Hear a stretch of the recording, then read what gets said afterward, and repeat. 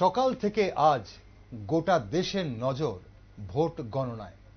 ৪ঠা June অষ্টাদশ লোকসভা নির্বাচনের vote গণনা শুরু হয় সকাল ৮টা। রাজ্যেও গোটা দেশের সাথে দুটো লোকসভা আসন এবং একটি বিধানসভা আসনের জন্য ভোট গণনা শুরু হয়। ভোট গণনার আগ মুহূর্ত অবধি, শুরু হবার আগ মুহূর্ত অবধি জল্পনা কল্পনা ছিল এবার কি মোদি গ্যারান্টির ওপর মানুষ ভরসা রাখছে, নাকি কংগ্রেসের সংবিধান বাঁচানোর আহ্বানের ওপর মানুষ ভরসা রাখছে। যত দিন গড়িয়েছে, যত সময় গেছে, তত কিন্তু দেখা গেছে যে মানুষ নিশ্চয়ই ভোট দিয়েছেন এবং সেখানে তৃতীয়বারের জন্য ক্ষমতায় ফিরছে এনডিএ জোট। এই মুহূর্তে নিউজ ভ্যানগার্ডের টিভির পর্দায় আপনারা দেখছেন 293টি আসনে বিজেপি এবং এনডিএ শরিক অন্যান্য যে দলরা রয়েছে এনডিএ জোট এই মুহূর্তে এগিয়ে রয়েছেন। তার মধ্যে আপনাদের জানিয়ে রাখি 171টি আসনে বিজেপি একা জয়ী হয়ে গেছে এবং বাকি আরো 69টি আসনে বিজেপি এগিয়ে রয়েছে। মোট 240টি আসন দখল করতে চলেছে বিজেপি। অন্যদিকে আইএনডিআই মঞ্চ 232-এ থেমে গেছে এবং এখন পর্যন্ত যা চিত্র দেখা যাচ্ছে সেখানে কংগ্রেস 71টি আসন জয়লাভ করেছে এবং 28টি আসনে কংগ্রেস আরো এগিয়ে রয়েছে। রাজ্যের দুটো আসনে যেটা বিজেপির কর্মী সমর্থকরা, নেতৃত্বরা বলছিলেন যে ঐতিহাসিক জয় হবে, তেমনটাই লক্ষ্য করা গেছে। রেকর্ড ভোটে জয়ী হয়েছেন পশ্চিম ত্রিপুরা আসনে বিপ্লব কুমার দেব এবং পূর্ব ত্রিপুরা আসনে কৃতি দেবী দেববর্মন। তো কেমন হয়েছে ফলাফল, কেমন হচ্ছে, কতটা সন্তুষ্ট বিজেপি নেতৃত্বরা, তা অবশ্যই জানার চেষ্টা করব আমরা এই মুহূর্তে আমাদের একটি বিশেষ টক শোতে। নমস্কার, আমি দীপেন আর আপনারা দেখছেন নিউজ ভ্যানগার্ড। আজ এই বিশেষ টক শোতে আমার সাথে রয়েছেন ত্রিপুরা বিধানসভার মুখ্য সচেতক কল্যাণী রায়। নমস্কার ম্যাডাম, আপনাকে স্বাগত। নমস্কার দীপেন বাবু এবং ভ্যানগার্ডের সমস্ত কলাকুশলীদের সকলকে আমার অনেক অনেক শুভেচ্ছা, অভিনন্দন। তৎসঙ্গে ত্রিপুরা রাজ্যবাসীকে আমার অনেক কৃতজ্ঞতা, অনেক অভিনন্দন। আজকের ত্রিপুরা দুটো লোকসভা নির্বাচনে যে বিপুল জনসমর্থন নিয়ে আমাদের পশ্চিম আসনের শ্রদ্ধেয় বিপ্লব কুমার দেব এবং পূর্ব ত্রিপুরা আসনে শ্রীমতী কৃতি দেবী দেববর্মন মহোদয়া যে জয়লাভ করেছে তার জন্য রাজ্যবাসীর কাছে আমরা কৃতজ্ঞ। আমরা তাদেরকে অভিনন্দন জানাচ্ছি আপনাদের মাধ্যমে। ম্যাডাম, আমরা যদি দুটো আসনের দিকে চোখ রাখি, সঙ্গে একটি উপনির্বাচন, 7 রামনগর বিধানসভা কেন্দ্রে উপনির্বাচন সহ মানুষ আপনাদের ভোট দিয়েছেন এবং তার জন্য আপনি কৃতজ্ঞতা স্বীকার করলেন। তবে যেই অঙ্ক দেখা গেছে, যে সংখ্যার আজ খেলা চলছে চারিদিকে, আজ গণনা মানেই সংখ্যা, 8,81,341টি ভোট বিপ্লব কুমার দেব পেয়েছেন। পাশাপাশি আমরা যদি পূর্ব ত্রিপুরা আসনে দেখি 7,77,447টি ভোট কৃতি দেবী দেববর্মন পেয়েছেন। এই বিপুল ভোট পাওয়ার পেছনে কারণ কি বলে মনে করেন? প্রথমত দেখুন, আমাদের পূর্ব ত্রিপুরা আসন পশ্চিম ত্রিপুরা আসন থেকে 1 লক্ষ ভোটার কম। পশ্চিম আসনে 14 লক্ষের উপরে ভোটার আর পূর্ব আসনে আমাদের 13 লক্ষ সামথিং ভোটার, অর্থাৎ ভোটার আমাদের 1 লক্ষ কম। কিন্তু জেতার মার্জিন যদি দেখি, আমরা প্রায় দুটো আসনে বিপ্লব দা এগিয়ে, কৃতি দেবী দেববর্মন একটু কম, কিন্তু বিপুল জনসমর্থন নিয়ে তারা কিন্তু বিজয়ী হয়েছেন এবং সংসদে যাবেন। প্রথমত আমরা 2023 সালে নির্বাচন করেছি, বিধানসভা নির্বাচন, সেখানেও আমরা সরকার গড়তে সক্ষম হয়েছি ত্রিপুরাবাসীর আশীর্বাদে। 2024-এর নির্বাচন নির্ঘণ্ট প্রকাশ হওয়ার বহু আগে থেকেই আমরা কিন্তু মাঠে রয়েছি, মানুষের সাথে রয়েছি। আমরা 15ই আগস্টের আগে থেকেই প্রতি হার ঘর তিরঙ্গা ঝান্ডা আমরা উত্তোলন করেছি। আমরা প্রত্যেকটি মানুষের বাড়িতে তিরঙ্গা ঝান্ডা নিয়ে গেছি। তারপর আমরা 75 সীমান্ত গ্রাম বীর শহীদকে নাম। তারপর আমাদের প্রোগ্রাম ছিল মেরা মিট্টি মেরা দেশ। আমরা প্রত্যেকের বাড়ি থেকে, প্রত্যেকটি বুথে বুথে গিয়ে প্রত্যেক নাগরিকের বাড়ি থেকে মাটি কালেকশন করে আমরা ব্লকের মাধ্যমে, পুর পরিষদের মাধ্যমে, রাজ্যের মাধ্যমে আমরা দিল্লিতে পাঠাই এবং দিল্লিতে অমৃত বাটিকা তৈরি করা হয়। এবং ত্রিপুরাতেও আমাদের যে সেক্রেটারিয়েট মহাকরণের সামনে আমরা অমৃত বাটিকা তৈরি করি। এইভাবে আমরা প্রতিনিয়ত কিন্তু মানুষের সাথে সম্পর্ক যুক্ত ছিলাম। প্রধানমন্ত্রী আহ্বান করেছিলেন সম্পর্ক সে সমর্থন আদায় করা। আমরা প্রত্যেকটি বুথে বুথে গিয়ে মানুষের সাথে জনসম্পর্ক করেছি, সম্পর্ক থেকে সমর্থন আদায় করার চেষ্টা করেছি। তারপর আমরা লাভার্থী সংযোগ করেছি। কেন্দ্রীয় সরকার এবং রাজ্য সরকারের জনকল্যাণমুখী যে যোজনাগুলি রয়েছে সেই যোজনাগুলি আমরা মানুষের কাছে নিয়ে গেছি।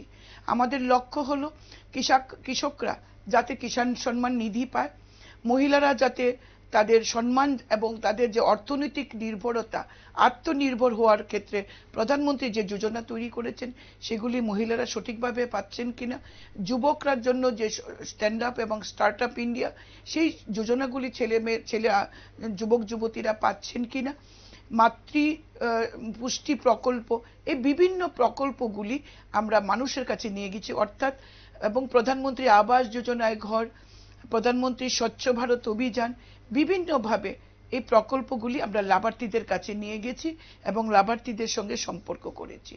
তারপর মোদিজি বলেছেন যে এই দেশের 2 কোটি দিদিকে আমরা লাখপতি বানাবো।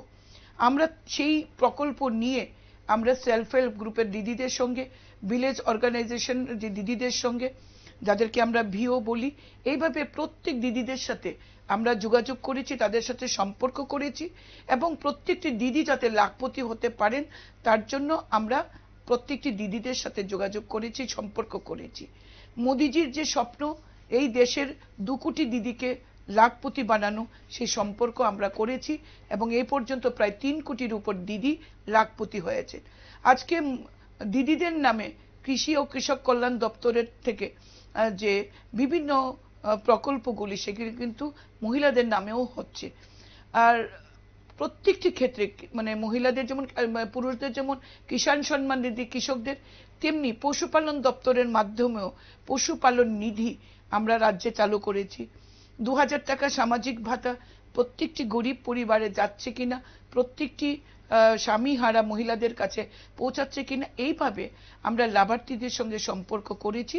তারপর আমরা নির্বাচনে গেছি। অর্থাৎ 2023 অগাস্টের পর থেকেই আমরা কিন্তু মাটিতে রয়েছি, মানুষের সাথে রয়েছি এবং যে কারণে মানুষ আজকে আমাদের এই ম্যান্ডেটটা দিয়েছেন।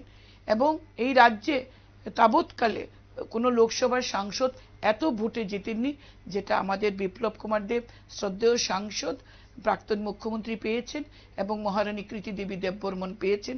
তার জন্য রাজ্যবাসীকে, রাজ্যের শুভবুদ্ধি সম্পন্ন মানুষ, রাজনৈতিক সচেতন মানুষের কাছে আমার অনেক অনেক শ্রদ্ধা, অনেক অভিনন্দন, অনেক কৃতজ্ঞতা। ওকে ম্যাডাম, অবশ্যই আসবো আমরা, রাজ্যের বিচারে আরো আসবো। পূর্ব ত্রিপুরা আসন এবং পশ্চিম ত্রিপুরা আসনে আপনি দায়িত্বেও ছিলেন, প্রচারের দায়িত্বে অনেক কিছু আপনারা করেছেন, অনেক কিছু দেখেছেন এবং আপনি কিসের নিরিখে মানুষ ভোট দিয়েছেন আপনি সেই কথা জানালেন। কিন্তু আমরা যদি দেশের চিত্র এই মুহূর্তে একটু দেখি, যেহেতু আজ 4 জুন, গণনা এখনো চলছে, আমরা এক্সিট পোলের পর নানান ধরনের কথা শুনেছিলাম। তবে নিউজ ভ্যানগার্ড, আমরা অবশ্যই জাতীয় যে সংবাদ মাধ্যমগুলো রয়েছে বা বিভিন্ন সংস্থা রয়েছে তারা তাদের মতো করে দিয়েছেন। আমাদের যে সমীক্ষা ছিল সেই সমীক্ষা জেনেসিস ইন্ডিয়ার সহযোগিতায় আমরা যে সমীক্ষা করেছিলাম, প্রত্যেকটি লোকসভা কেন্দ্রের ন্যূনতম 200 জন ভোটারের সঙ্গে সরাসরি কথা বলে তাদের মতামত নিয়ে, পাশাপাশি আমাদের যারা প্রতিনিধিরা গ্রাউন্ড জিরোতে রয়েছে দেশের বিভিন্ন প্রান্তে এবং রাজ্যের বিভিন্ন প্রান্তে, উত্তর পূর্ব ভারতের বিভিন্ন প্রান্তে, পশ্চিমবঙ্গে, তাদের সঙ্গে কথা বলে এবং পাশাপাশি বিশিষ্ট যারা রাজনৈতিক বিশেষজ্ঞরা তাদের সঙ্গে কথা বলে আমরা যে রিপোর্ট তৈরি করেছিলাম, সেই সমীক্ষায় আমরা বলেছিলাম যে আরেকবার আমি দেখাতে চাইবো এই মুহূর্তে আমাদের দর্শক বন্ধুদের, 305টি আসন বলেছিলাম আমরা এনডিএ জোট পেতে চলেছে। 169 অবধি হয়তো থেকে যেতে পারে ইন্ডিয়া মঞ্চ, অন্যান্যরা 29টি আসন পেতে পারে এবং 40টি আসন আমাদের নজরে ছিল এক্স ফ্যাক্টর, যা এনডিএ এবং ইন্ডিয়া কোনো জোটকেই সমর্থন করেনি যারা, তার মধ্যে বিএসপি, বিজেডি, এআইএমআইএম এবং অবশ্যই ওয়াইএসআর ছিল। এখন কথা হচ্ছে অনেকটা কিন্তু আমরা আমাদের এক্সিট পোলের সঙ্গে প্রায় কাছাকাছি মিলতে দেখছি। কি মনে করছেন, এইটা এক্সপেক্টেড ছিল? দেখুন, আমরা দেখেছি বিগত বছরগুলিতেও ভ্যানগার্ড জেনেসিসের সঙ্গে যে এক্সিট পোল দেখায় তা মোটামুটি সিমিলার হয়। 5-10টা 20টা আসন হয়তো এদিক সেদিক হয় এবং এবারও আমরা দেখেছি 305টি বলেছিল, আজকে 292টা এনডিএ জোট পেতে চলেছে। তো মোটামুটি দেখলাম যে ভ্যানগার্ডের যে এক্সিট পোল যে রেজাল্ট অনেকটাই মিলেছে। এজন্য ভ্যানগার্ডকে অসংখ্য ধন্যবাদ। দেশের এবং রাজ্যের নিরিখে তারা যে একটা সুচিন্তিত মতামত নির্বাচন ফলাফল প্রকাশ হওয়ার আগেই যেটা তারা দেখিয়েছেন, তার জন্য ভ্যানগার্ড এবং জেনেসিসকে আমার আন্তরিক ধন্যবাদ। একটা ন্যারেটিভ আমরা অবশ্যই ভোটের আগে আমরা শুনছিলাম যে, এবং সবসময় একটা কথা প্রচলিত ছিল যে দক্ষিণ ভারতে বিজেপির ফলাফল ভালো হয় না। উড়িষ্যা, অন্ধ্রপ্রদেশে এবার আমরা দেখলাম বিজেপির খুব ভালো ফলাফল, ভীষণভাবে গেইন করেছে। সেটা কিভাবে সম্ভব হয়েছে বলে আপনার মনে হয়? দেখুন, মোদি গ্যারান্টি একটা তো বিষয় আছে। অন্ধ্রপ্রদেশ এবং উড়িষ্যাতে, মধ্যপ্রদেশ, এইসব রাজ্যে মোদিজি এবার অনেক বেশি সময় দিয়েছেন। ডেভেলপমেন্টের জন্য প্রচুর অর্থ বরাদ্দ করেছেন, প্রচুর ডেভেলপমেন্টের কাজ হয়েছে। এবং এবার অন্ধ্রপ্রদেশ ভারতীয় জনতা পার্টিকে আশ্বস্ত করেছে ভালো ভোট দিয়ে, অনেকগুলো আসন দিয়ে। এবং এটা উন্নয়নের নিরিখে, ডেভেলপমেন্টের নিরিখে, বিকাশমুখী, মোদিজির যে বিকাশমুখী যাত্রা, এই বিকাশমুখী যাত্রার জন্যই কিন্তু এটা সম্ভব হয়েছে। এই দেশের মানুষ আজও দেশের প্রধানমন্ত্রী নরেন্দ্র মোদিজির উপর আস্থা রেখেছেন। এতগুলি পার্টির সমন্বয়, জোট, INDI যে অ্যালায়েন্স, এই অ্যালায়েন্স এতগুলো পার্টি একসাথে হয়ে শুধুমাত্র মোদিজির বিরুদ্ধে তারা যে আওয়াজ তুলেছেন, দেশের মানুষ কিন্তু মোদিজির উপর আস্থা রেখেছেন। দেখবেন আমাদের হয়তো আসন সংখ্যা কমেছে, কিন্তু ভোটের পার্সেন্টেজে আমরা কিন্তু গতবার 2019 সালে 36.01 বা 10 হয়তো আমাদের ছিল, আমাদের ভোট পার্সেন্টেজ ছিল। এবারও আপনি দেখবেন আমাদের ভোট পার্সেন্টেজ কিন্তু 2019-এর তুলনায় আমাদের কিন্তু মোটামুটি একই জায়গায় রয়েছে। হয়তো অনেকগুলো আসন আমরা জয়লাভ করতে পারিনি। আমরা আশাহত হয়েছি উত্তরপ্রদেশে, আমরা আশাহত হয়েছি রাজস্থানে, কিন্তু পাশাপাশি দক্ষিণ ভারত, অন্ধ্রপ্রদেশ আমাদেরকে দিয়েছে উড়িষ্যা।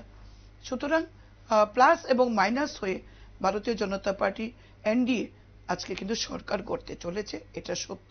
এজন্য ভারতবাসীকে আমার অনেক অনেক শুভেচ্ছা, অনেক অভিনন্দন। আমরা যদি এই মুহূর্তে ত্রিপুরার দিকে আবার একটু নজর দিই। ত্রিপুরা, পূর্ব ত্রিপুরা আসনে যখন কৃতি দেবী দেববর্মন প্রার্থী হয়েছিলেন, অ্যান্টি ইনকামবেন্সি কাজ করছে বলে একটা কথা জল্পনা কল্পনা চলছে এবং সরকার বিরোধী সেখানে ভোট পড়তে পারে। এবং যেহেতু উনি তিপ্রামথার সুপ্রিমোর বোন এবং বিজেপি প্রার্থী হয়েছিলেন, সেখানে তিপ্রামথারও অনেক কর্মী সমর্থকরা ভোট না দিতে পারেন বলে এমন ধরনের কথা শোনা যাচ্ছিল। কিন্তু ফলাফল বের হওয়ার পর আমরা যে ফলাফল দেখলাম, তাতে অবশ্যই আমরা আরেকবার দর্শক বন্ধুদের মনে করিয়ে দিতে চাইব যে 7,77,447টি ভোট পেয়েছেন কৃতি দেবী দেববর্মন এবং ওনার নিকটতম প্রতিদ্বন্দ্বী CPIM এর রাজেন্দ্র রিয়াং পেয়েছেন 2,90,628টি ভোট। 4,86,819 ভোটে কৃতি দেবী দেববর্মন জয়ী হয়েছেন পূর্ব ত্রিপুরা আসন থেকে। এবং এটাও আমরা শুনছিলাম বিগত দিনে যিনি প্রার্থী ছিলেন পূর্ব ত্রিপুরা আসন থেকে, রেবতী ত্রিপুরা, উনি কিন্তু 2019 সালে 2,04,290 ভোটে জয়ী হয়েছিলেন। সেই জায়গায় অলমোস্ট ডাবলের থেকেও বেশি মার্জিনে জয়ী হয়েছেন। এটা কি শুধু, আপনি যেটা শুরুতেই বলছিলেন, শুধু কি বিজেপির যারা উন্নয়নমুখী কাজ করেছে সেটা একটা ফ্যাক্টর হয়েছে? তার পাশাপাশি বিজেপির সংগঠন পাহাড়ে কতটা শক্তিশালী হয়েছে বলে আপনি মনে করেন? দেখুন, সত্যি কথা বলতে কি, পাহাড়ে আমাদের সংগঠন হয়তো সেইভাবে শক্তি বৃদ্ধি করতে পারিনি, বাট অন্যান্য রাজনৈতিক দলের থেকে আমাদের শক্তি রয়েছে। অ্যাটলিস্ট আমাদের বুথ কমিটি রয়েছে, আমাদের শক্তি কেন্দ্র রয়েছে পাহাড়েও। এডিসি আমাদের ছিল না, এডিসিতে আমরা হয়তো পুরো জয় করতে পারিনি, কিন্তু উন্নয়নের নিরিখে এবং মোদিজি এই ত্রিপুরাকে আজকে যে সমৃদ্ধশালী ত্রিপুরা আমরা দেখতে পাচ্ছি, আজকে ন্যাশনাল হাইওয়ে, এতগুলো ন্যাশনাল হাইওয়ে, আমাদের ইন্টারন্যাশনাল ক্যাটাগরিতে এয়ারপোর্ট থেকে শুরু করে আমাদের ট্যুরিজম, ত্রিপুরা যেভাবে আজকে প্রগতির দিকে, যেভাবে বিকাশের দিকে যাচ্ছে, প্রফেসর ডক্টর মানিক সাহার নেতৃত্বে এবং প্রধানমন্ত্রী নরেন্দ্র মোদীজির দিশায়, মানুষ কিন্তু আজকে ত্রিপুরা রাজ্যে কোনো বিকল্প এখনো খুঁজে পাইনি। এখনো ত্রিপুরা রাজ্যের মানুষ ভারতীয় জনতা পার্টির উপর আস্থা রাখছে, যে কারণে এত প্রতিকূলতার মধ্যেও 2023 সালে কিন্তু আমরা সরকার গড়তে পেরেছি। এবং 2024 সালে দেশের সাধারণ নির্বাচনে আপনারা দেখেছেন যে এমনটা বোধহয় কেউ কল্পনাও করতে পারেনি, কিন্তু আমরা যারা মাঠে ছিলাম আমরা কিন্তু বুঝতে পেরেছিলাম যে পূর্ব এবং পশ্চিম ত্রিপুরা আসন এবার রেকর্ড ভোটে জিতবে। আমাদের প্রত্যেকটি কার্যকর্তা কে ক্যান্ডিডেট, কোন দলের ক্যান্ডিডেট, কার বোন, কার মাতা, কার পিতা, এসবের কিন্তু ধারে কাছেও আমাদের কার্যকর্তারা, আমাদের বুথ প্রেসিডেন্টরা যান না। তারা শুধু সিম্বলটাই দেখেন, পদ্মফুল। তারা শুধু দেখেন নরেন্দ্র মোদী, মোদীজি কা গ্যারান্টি, গ্যারান্টির গ্যারান্টি। সুতরাং এইভাবেই কিন্তু ত্রিপুরা রাজ্যে ভোট হয়েছে। এবং যারা আমাদের প্রতিদ্বন্দ্বিতে ছিলেন তারা মানুষের জন্য, মানুষের সাথে কতজন রয়েছেন, এবং রাজেন্দ্র বাবুকে তার জায়গায় তাকে সম্মান দিয়ে বলছি মানুষের পাশে তিনি কতদিন ছিলেন, কিংবা এই রাজ্যে পশ্চিম আসনে যিনি দাঁড়িয়েছেন তার এত দল বদল, এত কিছু। তো এই জায়গায় প্রত্যাশিত ছিল আমাদের এই দুই প্রার্থীর জয়, এবং এই বিপুল জয় আমাদের কাছে প্রত্যাশিত ছিল। আমরা যদি সর্বভারতীয় স্তরে একটু চোখ রাখি এই মুহূর্তে, আজ ত্রিপুরাতে নির্বাচন এবং ফলাফল ঘোষণার পর আমরা দেখলাম বামেরা একটি আসনই লড়াই করেছিল, সেখানে শূন্য। পশ্চিমবঙ্গেও কিন্তু মাফ করবেন, পশ্চিমবঙ্গেও আমরা দেখতে পাচ্ছি মানে বাংলায় কিন্তু বামেদের কিন্তু শূন্য হাতে ফিরতে হচ্ছে বামেদের। যদিও এক্সিট পোলে বামেদের একটি আসনের সম্ভাবনা দেখানো হয়েছিল, কিন্তু যখন আমরা এক্সাক্ট পোলে আজ যখন গণনা হচ্ছে আমরা বামেদের আসন প্রায় শূন্যই দেখছি এখন অবধি। এবং কেরালায় একটি আসনে বামফ্রন্ট এগিয়ে রয়েছে। সেই জায়গায় রাজস্থানে একটি সিট এবং দুটো সিট তামিলনাড়ুতে সিপিআইএম, এবং দুটো সিট তামিলনাড়ুতে সিপিআই জয়লাভ করেছে। সেই জায়গায় কি দেখছেন, বামেদের কি তাহলে বা বামপন্থা কি মানুষ তাহলে এই মুহূর্তে প্রত্যাখ্যান করছে দেশের মানুষ? দেখুন, এটা তো নিশ্চিত, এবার ফলাফলের ভিত্তিতে তো আমরা নিশ্চিতভাবে বলতে পারি যে বামপন্থা আদর্শকে মানুষ আর চায় না। যে বামপন্থীদের গড় ছিল পশ্চিমবঙ্গ, ত্রিপুরা এবং কেরালা, পশ্চিমবঙ্গ থেকে অনেক আগেই বামপন্থাকে মানুষ বিসর্জন করেছে। ত্রিপুরাতেও 2018 সালে বামপন্থাকে মানুষ ছুঁড়ে ফেলে দিয়েছেন। কেরালাতে টিম করে জ্বলছে। এখন এবারে আপনারা দেখলেন যে মাত্র একটি আসন কেরালাতে ক্ষমতায় থাকার পরেও আজকের লোকসভা নির্বাচনে শুধুমাত্র একটি আসন পেয়েছে। এর থেকে কি অনুমান করা যায় যে বামপন্থীদের মানুষ আর আজকে চাইছে না। এত তাত্ত্বিক নেতা, এত মানে তত্ত্ব ভিত্তিক যে বিশ্লেষণ, এগুলো মানুষ আর চায় না। মানুষ বুঝতে পেরেছেন যে ভারতবর্ষ নির্মাণ, ভারতবর্ষকে এগিয়ে নিয়ে যাওয়া, ভারতবর্ষকে বিকাশের পথে নিয়ে যাওয়ার ক্ষেত্রে বামপন্থীদের কোনো ভূমিকাই নেই, ছিল না, আগামী দিনেও থাকবে না। তাই মানুষ বামপন্থাকে মুছে ফেলে দিতে চাইছে। তামিলনাড়ুতে পেয়েছে, রাজস্থানে পেয়েছে, সেখানে একটি দুটি আসন, তামিলনাড়ুতে 4টি সিপিআই এবং সিপিএম মেলে। তো এটাও দেখবেন আগামী দিনে, খুব বেশি দিন নয়, আগামী নির্বাচনে দেখবেন বামপন্থীদের ভরাডুবি হবে ভারতবর্ষে, এবং ভারতবর্ষের রাজনৈতিক মানচিত্র থেকে বামপন্থী নামক দলটি একদম মুছে যাবে, এটা নিশ্চিত করে আমরা বলতে পারি। নির্বাচনের আগে আমরা বিভিন্ন গ্যারান্টির কথা শুনছিলাম। একদিকে আপনাদের দলের মোদি গ্যারান্টি এবং বিভিন্ন উন্নয়নমূলক কাজকে সামনে রেখে, এবং বিকশিত ভারতের কথা আপনারা 2047-এর কথা সামনে রেখে আপনারা প্রচারে যেমন গেছেন, ঠিক অন্যান্য দল কংগ্রেস 5টি ন্যায় গ্যারান্টির কথা বলছিল। আমরা আপকেও দেখেছি গ্যারান্টি দিয়েছে, যে যার মতো করে তাদের ম্যানিফেস্টোতে গ্যারান্টি দিচ্ছিল। কি মনে হচ্ছে যে দেশের মানুষ বা গণদেবতারা কার গ্যারান্টিতে বিশ্বাস করেছেন? দেখুন, আমরা তো গ্যারান্টির কথা বলি না, আমরা ওইভাবে আমরা সংকল্পপত্র বলি। ভারতীয় জনতা পার্টি, অন্যান্য রাজনৈতিক দল যেটা বলে, আমরা কিন্তু বলি সংকল্পপত্র। এটা আমাদের সংকল্প।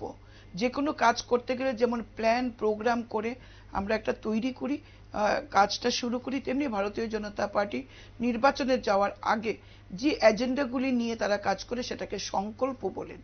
এবং এই সংকল্প পত্রে আমরা যা যা বলেছি, আমরা কিন্তু বিগত 2014 সালে, 2019 সালে আমরা যে সংকল্পপত্র, যে যা কথাগুলি বলেছিলাম, এই কাজগুলি কিন্তু আমরা 100% করেই পরবর্তী নির্বাচনে আমরা অবতীর্ণ হয়েছি। আর মোদির বিকাশের প্রচার কেন? যেটা হয়েছে সেটাই আমরা বলছি। আজকে ভারতবর্ষের জিডিপি গ্রোথ 5ম স্থানে রয়েছে। আমরা বলেছি যে এবারের নির্বাচনের পর, এবার যখন আমাদের তৃতীয়বারের মতো সরকার হবে, ভারতবর্ষের অর্থনীতি ব্যবস্থা পৃথিবীর মধ্যে 3 নম্বর স্থানে আসবে, এবং এটা আসবে। আজকে শুধু ত্রিপুরা নয়, পুরো উত্তর পূর্বাঞ্চলটাই দেখুন, এবং উড়িষ্যা থেকে শুরু করে, পশ্চিম বাংলা থেকে শুরু করে প্রত্যেকটি রাজ্যে যে উন্নয়ন চলছে সেটা তো কেন্দ্রের মাধ্যমেই হচ্ছে। আজকে ন্যাশনাল হাইওয়ে বলুন কিংবা ইন্টারন্যাশনাল এয়ারপোর্টসগুলি বলুন, প্রত্যেকটি ক্ষেত্রে আজকে যেখানে যেভাবে আপনি দেখবেন, সেখানে দেখবেন যে প্রধানমন্ত্রীর যে জনকল্যাণমুখী যোজনা আজকে কোভিডের সময় থেকে শুরু হয়েছে, 2019 সাল থেকে শুরু হয়েছে গরিব মানুষের মাথাপিছু 5 কেজি রেশন দেওয়া, সেটা আজকের দিনেও অব্যাহত রয়েছে।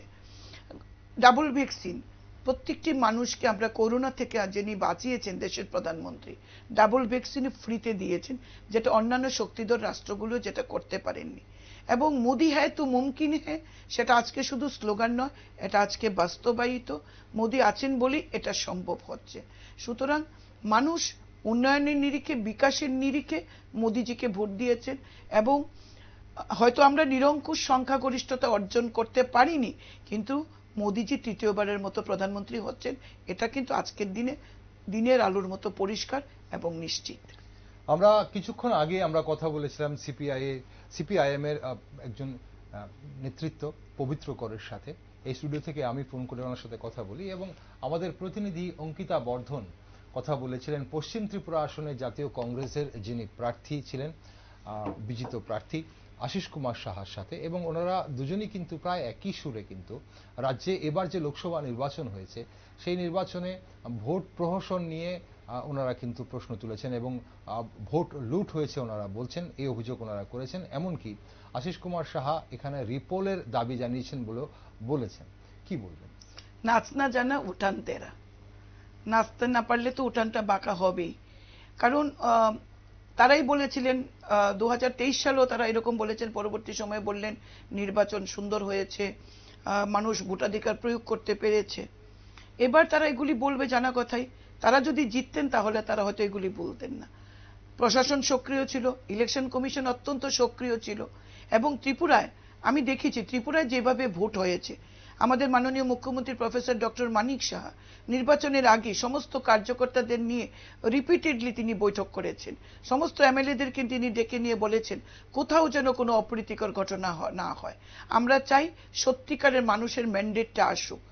এইভাবে তিনি দলের প্রত্যেকটি কার্যকর্তা বুথ লেভেল থেকে একদম প্রদেশ লেভেল পর্যন্ত প্রত্যেকটি কার্যকর্তাকে তিনি একটাই নির্দেশ দিয়েছেন।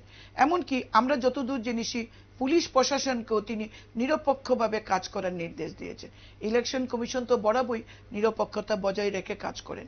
সুতরাং আমরা মানুষের ম্যান্ডেটটা পেয়েছি, কারণ 2023-এও তো আমরা সরকার করেছি, 2024-এ এটা আমাদের প্রত্যাশিত ফল ছিল।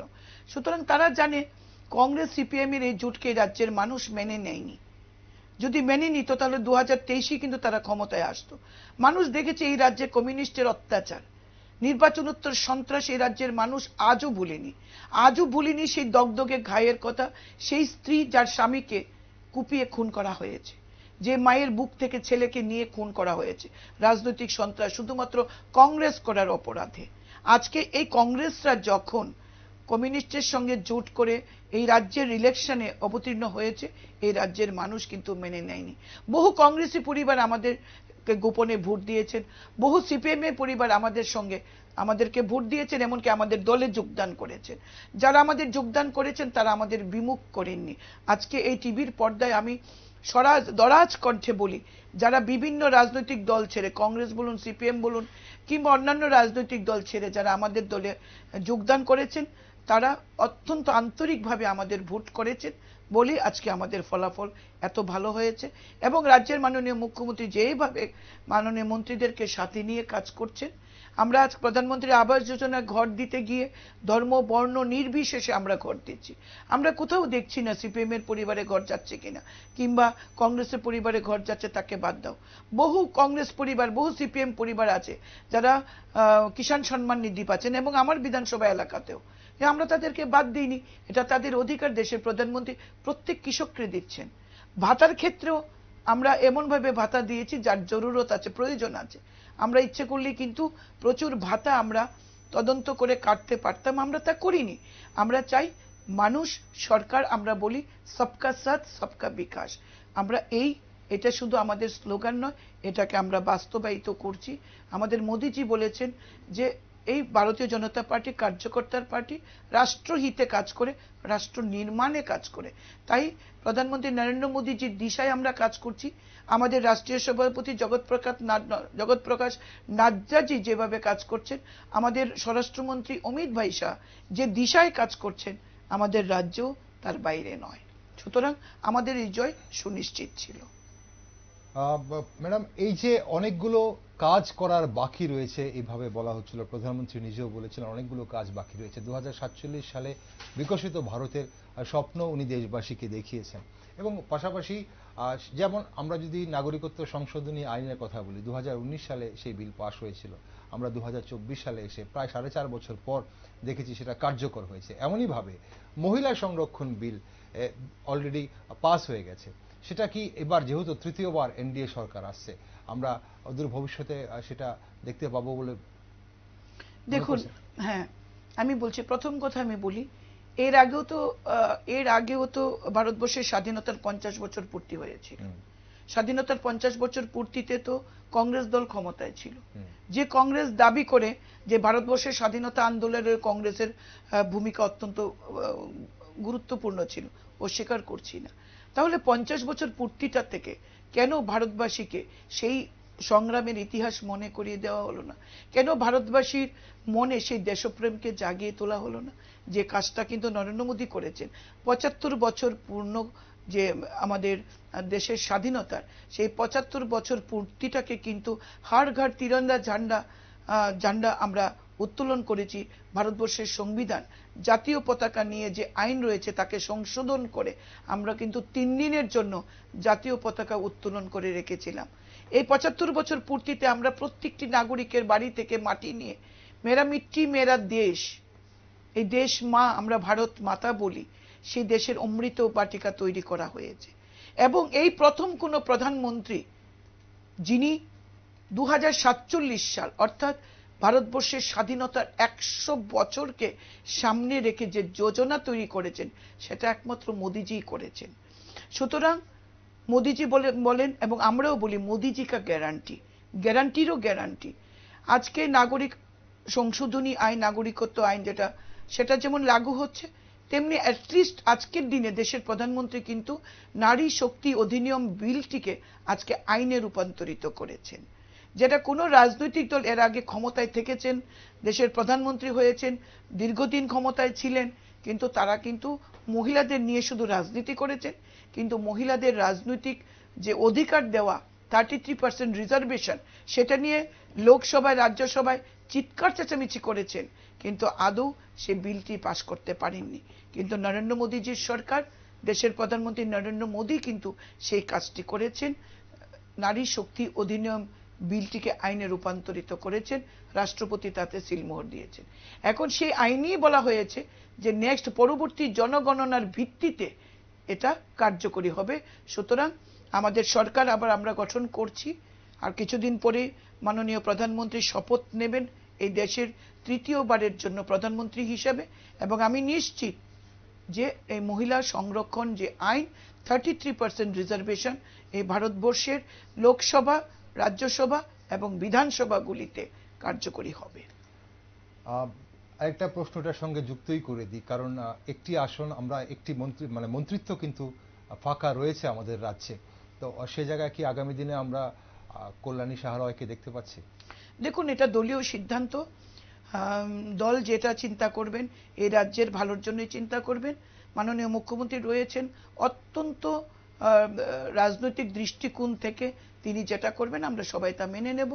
এবং আশা তো আমরা প্রত্যেক সরকারি দলের প্রত্যেক বিধায়কের স্বপ্ন থাকে মন্ত্রী হওয়ার। সেই স্বপ্ন হয়তো আমারও আছে, আমার মতো আরো 5 জন বিধায়কের আছে। কিন্তু সর্বোপরি দল, আমরা আগে বলি আগে রাষ্ট্র, তারপর দল, তারপরে ব্যক্তি। সুতরাং দল যে সিদ্ধান্ত নেবে, মাননীয় মুখ্যমন্ত্রী যে সিদ্ধান্ত নেবেন, সেই সিদ্ধান্ত অবশ্যই রাজ্যবাসীর হিতে হবে, রাজ্যবাসীর কল্যাণে হবে। আমরা যখন আমরা গ্রাউন্ড জিরোতে নেমে মানুষের মাঝে কাজ করার কথা বলি, তাহলে আপনার নাম তখন কিন্তু প্রথম দিকেই আসে।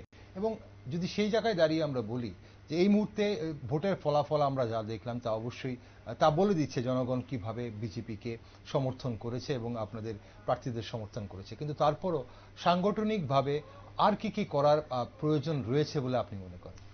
দেখুন, এটা তো কন্টিনিউয়াস প্রসেস। এমন নয় সংগঠন আমার হয়ে গেছে, আমার শক্তিশালী সংগঠন, সুতরাং আমার এখন আরাম আয়েসে কাটানোর দিন। সংগঠন বৃদ্ধি করা, সংগঠন মজবুত করা চলমান প্রক্রিয়া। আর ভারতীয় জনতা পার্টি আপনারা জানেন যে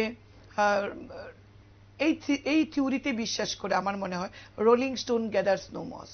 প্রত্যেক দিন আমাদের কার্যক্রম আসে দিল্লি থেকে, প্রত্যেক দিন আমাদের কার্যকর্তাদের কাজ করতে হয়। একটা সময় ছিল বিধায়করা একবার বিধায়ক হলে আরাম আয়েসে দিন কাটাতে পারতেন। আমি দ্বিতীয়বারের বিধায়ক। আমার মনে হচ্ছে 18 থেকে 23 অবধি যে কাজ করছি, এখন আরো বেশি কাজ করছি, আরো বেশি কাজ করতে হবে। কাজ করার চাহিদা আমাদের অনেক বেশি, এবং মাননীয় মুখ্যমন্ত্রী যেভাবে আমাদের সাপোর্ট করছেন, এই রাজ্যের মাননীয় মন্ত্রীগণ প্রত্যেকটি বিধায়কের দাবি দেওয়া যেভাবে পূরণ করছেন, আমাদের কাজের চাহিদা আরো বেড়ে যাচ্ছে এবং আমরা মানুষের কাছে যাচ্ছি। প্রতি ঘরে সুশাসন আমরা করলাম প্রতি ঘরে সুশাসন দ্বিতীয় পর্যায়।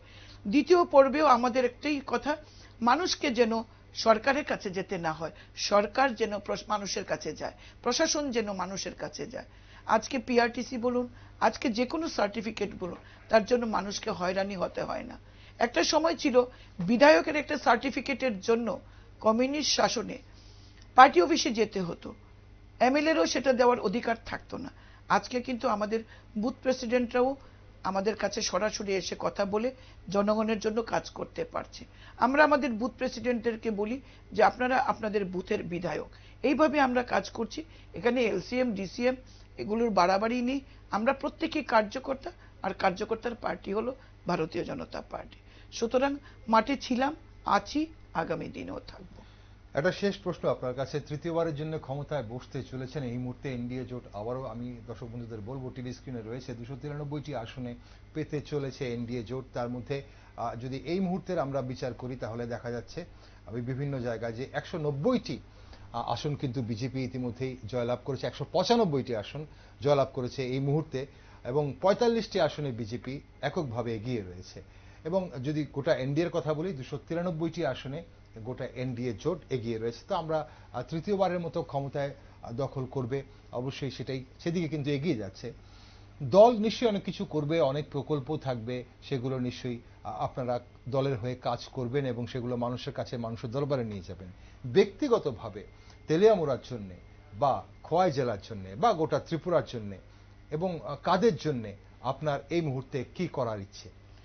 দেখুন, খোয়াই জেলা, দেখুন এবার নির্বাচনে খোয়াই সাব ডিভিশন পূর্ব ত্রিপুরা আসনে 63,000-এরও বেশি ভোটে লিড দিয়েছে, এবং তেলিয়ামুড়া সাব ডিভিশন 65,000-এরও বেশি ভোটে লিড দিয়েছে। এই প্রথম প্রায় 1,25,000-এর কাছাকাছি আমরা লিড দিয়েছি এই জেলা থেকে। ফলে জেলার যারা ভোটার রয়েছে তাদের প্রতি আমাদের দায়িত্ব অনেক গুণ বৃদ্ধি পেয়েছে। একজন বিধায়ক হিসাবে আমি এটুকুনি উপলব্ধি করতে পেরেছি, তৃপ্তির কোনো জায়গা নেই। আমি স্যাটিসফাইড কাজ করে এই জায়গাটায় বোধহয় থাকা উচিত নয়। প্রতিদিন নতুন করে শিখছি, প্রতিদিন নতুন করে চাহিদা জন্ম নিচ্ছে, প্রতিদিন মানুষের জন্য কাজ করার একটা প্রচন্ড উৎসাহ নিজের মধ্যে দেখতে পাই। এবং শুধু আমার নয়, আমি আমার প্রত্যেকটি বিধায়ক ভাইদের কাছে এটা আমি দেখি, তাদের জন্য মুখ্যমন্ত্রীর কাছে যেভাবে দাবি করে, যেভাবে লড়াই করে এটা দিতে হবে, এটা করতে হবে, এই ট্রান্সফারটা করতে হবে, আমাকে এই প্রজেক্টটা দিতে হবে। সুতরাং এটা আমাদের ভারতীয় জনতা পার্টির প্রত্যেকটি বিধায়কের মধ্যে কিন্তু এই চাহিদাটা রয়ে গেছে। আমার তেলিয়ামুড়া বিধানসভা কেন্দ্রে দেখুন অনেক কিছু করেছি। এই হাসপাতাল কিরকম ছিল কল্পনার অতীত।